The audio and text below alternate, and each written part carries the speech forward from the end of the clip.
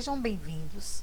Vamos iniciar a nossa TPC com a leitura do texto norteador extraído do guia Conversando com Educadores sobre Saúde Mental de Crianças e Adolescentes, dos autores Anderson da Silva Rosa, Adriana Foz, Alcione Marques, Eduardo Lopes, Luísa Hiromi Tanaka.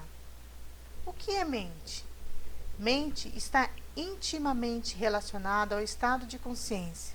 O ser humano, até onde sabemos, é o único animal capaz de pensar sobre o próprio pensamento e sobre o próprio sentimento.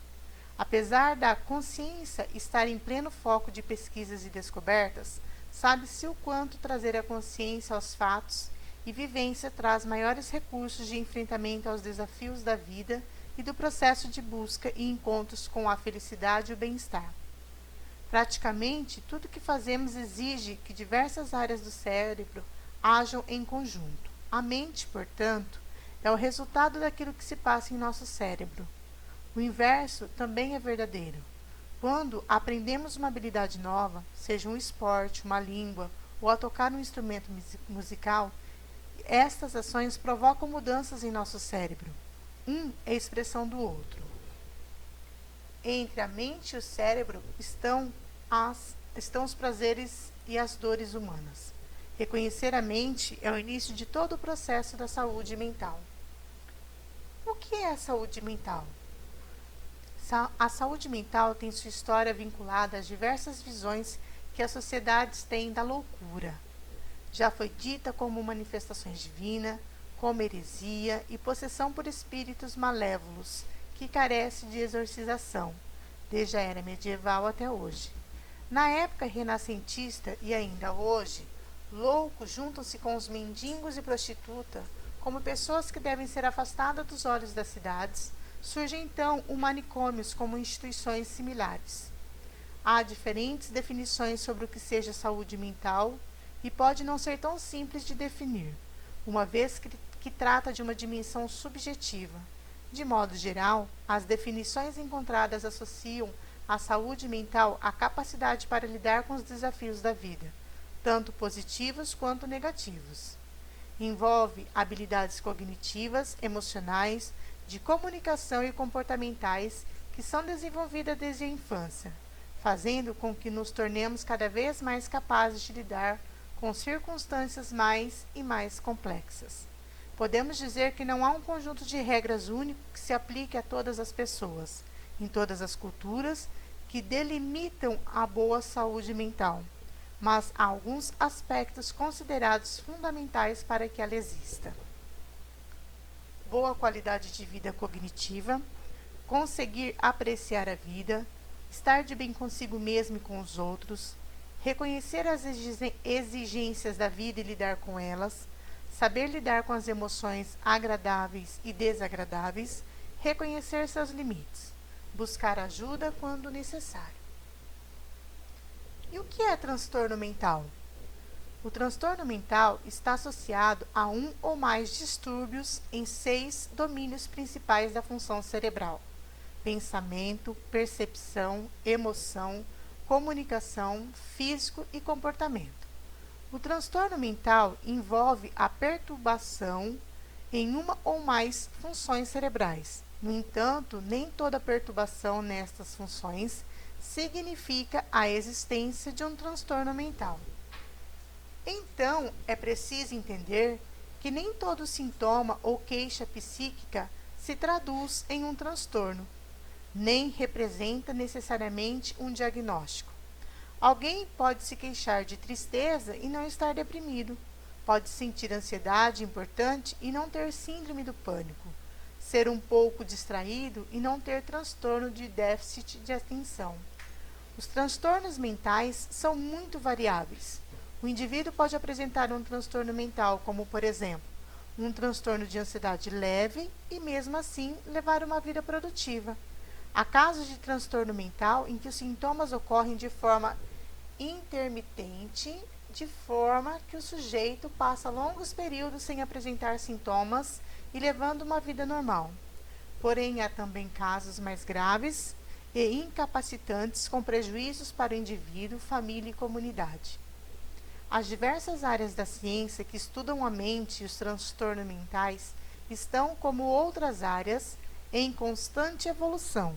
Sendo a mente humana algo tão complexo, a compreensão sobre os transtornos mentais também se transforma ao longo dos estudos e novas descobertas científicas.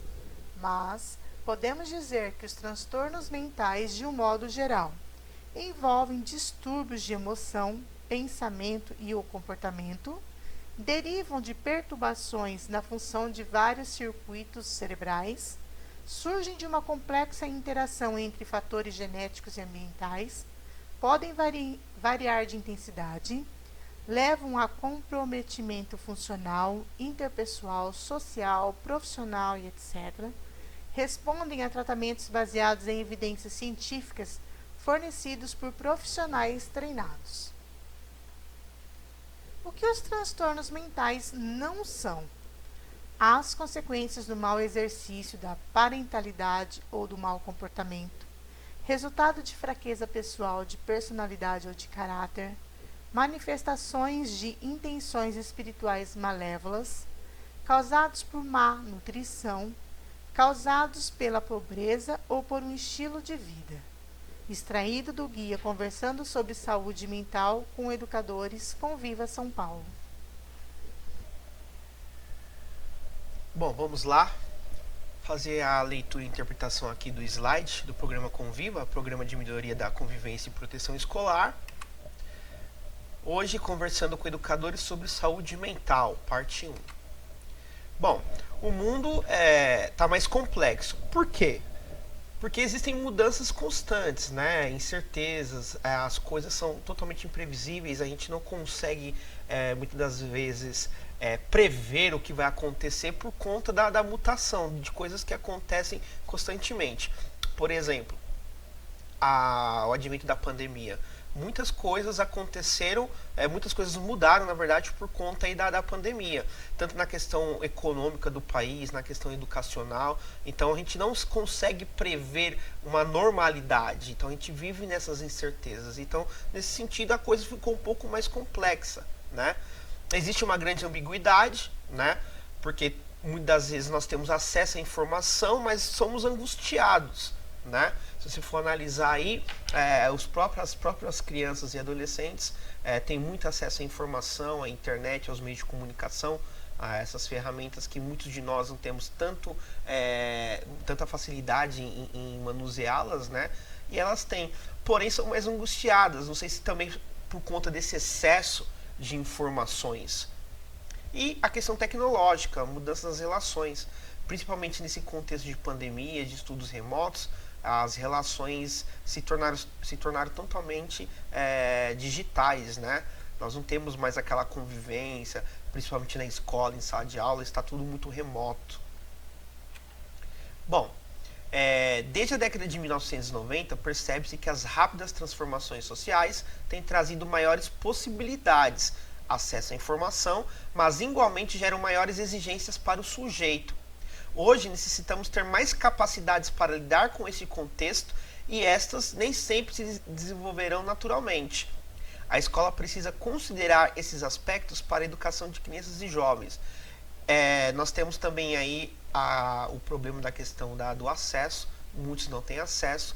Nós temos a questão da convivência digital, como o aluno vai desenvolver essa autonomia para conviver no ambiente digital. Então tudo isso torna esse panorama mais complexo. Bom, o perfil de crianças e adolescentes na atualidade. Pontos positivos: tem mais acesso à informação, é claro, nem todos, mas se você for comparar as gerações, é claro que essa geração tem mais acesso à informação. São mais solidários, né? Acredita-se aí que o aluno hoje tem mais autonomia para ajudar um ao outro, né? Se for pegar a educação antigamente, naquela questão tradicional, que o aluno nem poderia sair da sua carteira para ajudar o outro, hoje ele já tem mais esse engajamento, né? De ir lá ajudar o colega no exercício, eles se organizam para fazer trabalhos em grupos. Então, nesse sentido, eles são mais solidários. Engajam-se mais nas ações quando percebem que faz sentido. Eu acredito que para a criança e para o adolescente, o querer fazer vai partir muito dessa questão do faz sentido para mim. Então, o maior desafio do professor na sala de aula é contextualizar os seus conteúdos, é contextualizar as suas atividades para que para o aluno faça sentido. Uma vez fazendo sentido, ele vai ter um engajamento maior na hora de executar tudo isso daí. Fragilidades, são mais solitários, contam menos com a família nuclear e estendida, né? O que a gente mais atende aqui os alunos na questão da mediação, da coordenação, é justamente esses problemas familiares, eles são distantes dos alunos. Muitos deles não têm abertura dentro de casa para contar as suas questões pessoais, existenciais, né? Estão mais sujeitos a sofrimento emocional, sim. Eles são mais frágeis nesse sentido, né? Eles não têm tanta tolerância à frustração. Então, nesse sentido, são mais sensíveis. Novas exigências para o desenvolvimento integral de crianças e adolescentes. Bom, quais são essas exigências? Lidar melhor com as próprias emoções e a de outros, né? Por isso que se faz necessário trabalhar aquelas habilidades, né, competências socioemocionais. Saber se relacionar com diferentes pessoas em diferentes contextos, a questão da diversidade. Nós trabalhamos aí, convivemos numa escola que existe uma pluralidade, uma diversidade. Então é um desafio saber conviver nesse ambiente totalmente diferente, com pessoas diferentes. Aprender a lidar com mudanças e incertezas, é aquela velha história, como foi falado anteriormente. As coisas são muito imprevisíveis, né? As coisas mudam constantemente. Então a gente tem que aprender a lidar com essa esfera mutável aí. Mais habilidades para lidar com a ansiedade e o estresse. Eu acredito que não só as crianças, adolescentes, mas também os adultos, né? Nós temos muita dificuldade em lidar com o nosso estresse, né? Somos ansiosos porque o mundo hoje muda constantemente, então é natural que a gente esteja mais ansioso em relação ao futuro. Bom, nesse momento eu acredito que vocês já tenham assistido a videoaula, né, da mestra Adriana Foz. Então nós vamos seguindo aqui. Atividade reflexiva. Leia para todos a situação abaixo. Percebo que alguns alunos, em certos momentos, têm uma dificuldade grande de entender o que estamos explicando. Mas isso não é constante. Às vezes parecem que aprendem melhor. Às vezes parece que estão desligados. Que as dificuldades aumentam. Alguns são muito ansiosos. Não confiam que podem se sair bem quando surgem dificuldades. Relato fictício. Para lembrar, um ambiente hostil ou excludente aumenta a ansiedade e o estresse, piorando as habilidades de aprendizagem. Por isso que o professor tem que ser mediador nesse momento aí e tentar diminuir o máximo esse ambiente hostil e excludente dentro de sala de aula. Perceber que o professor acredita em sua capacidade de aprender, contribui para a motivação e engajamento do aluno. Então entra aí a questão do professor motivador, né? Ele deve motivar o seu aluno para que ele se engaje aí nas relações e nas atividades escolares. Criar um clima relacional positivo na sala de aula e na escola faz com que os estudantes se sintam mais seguros, pertencentes, confiantes e motivados, o que aumenta a disponibilidade cognitiva para o aprendizado. E realmente isso é um desafio dado aí a pluralidade e diversidade dos alunos em sala de aula. Então é um desafio que é interessante, desenvolver esse clima relacional positivo aí, para que fique um ambiente agradável para o desenvolvimento cognitivo do aprendizado. Bom, continuando aí, conversando com os educadores sobre saúde mental, parte 2, vamos lá. Promoção de saúde. Ações que visam melhorar a qualidade de vida e saúde de pessoas e comunidades. Trata-se de um conceito positivo que integra várias dimensões, individuais, sociais, ambientais, culturais, econômicas e políticas. Nós nunca ouvimos falar tanto em saúde mental, né, como agora, né, dada essa questão aí, esse ambiente de pandemia. Então é necessário realmente essas ações que visam aí promover a nossa saúde. Aí, né, falando da saúde mental, a OMS elegeu o sono, os exercícios físicos e aumentar as habilidades emocionais para lidar melhor com o estresse como os pilares fundamentais para a promoção da saúde mental. Como nós havíamos falado lá na questão da ansiedade, a ansiedade ela vai atrapalhar mais a questão do sono, né? Quem é muito ansioso tende a ter dificuldades para dormir. Então, o sono, o exercício físico e aumentar as habilidades emocionais são os pilares aí para a promoção da saúde mental. Ações de promoção da saúde, melhora do clima escolar e qualidade de vida devem ser realizadas permanentemente.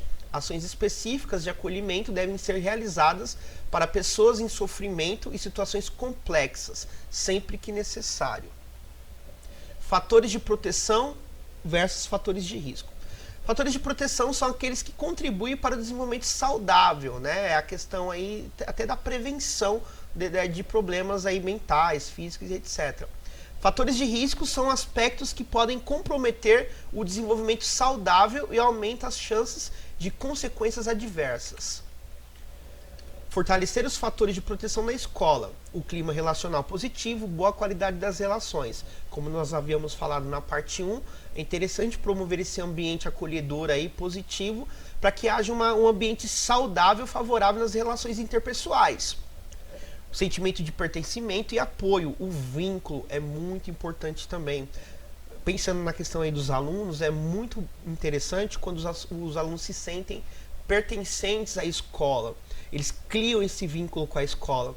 Então, as relações entre professor, aluno, entre alunos, gestão, alunos e alunos, tende a melhorar. E o reconhecimento do esforço e valorização.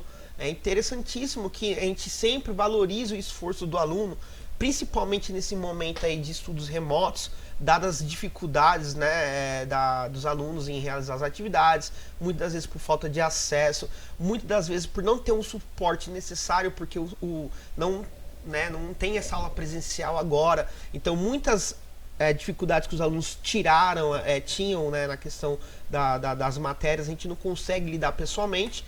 Então, é interessante reconhecer minimamente o esforço do aluno, valorizar esse esforço.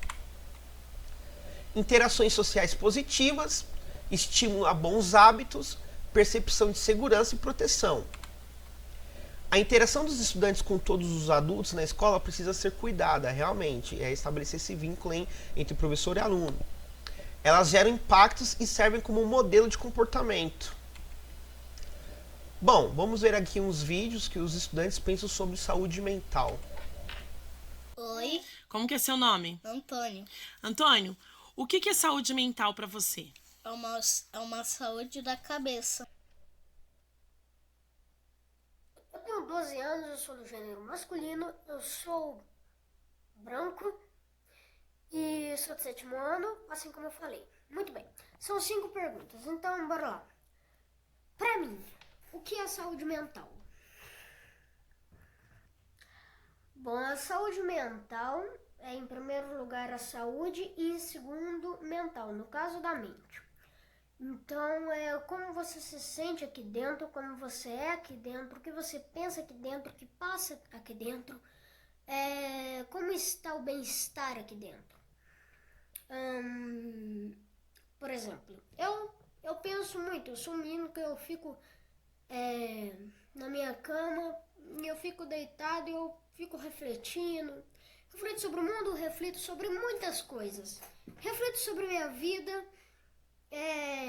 Eu reflito como que é a vida de outras pessoas, como que deve ser outra pessoa. Eu reflito muita coisa. E muitas das vezes alguns jovens, as reflexões que eles fazem na cabeça são reflexões um tanto quanto pesadas. Jovens que têm depressão, que sofrem de depressão, jovens que não têm a melhor vida do mundo e por isso se culpam por isso. Eu tenho muitos amigos assim. Infelizmente eu tenho. E como eu tenho uma saúde mental instável, eu procuro sempre ajudar eles. Eu sou aquele menino que quando eu vejo alguém chorando, eu vou lá e conto uma piada pra pessoa rir. E como eu tenho muitos amigos assim, eu sou o cara que ajuda eles a rirem, a pararem de pensar nessas coisas. Muitos pensam em se matar, muitos pensam em se torturarem, em coisas muito piores. Então, Então, são pessoas que têm a saúde mental um tanto quanto baixa, não têm a melhor saúde mental.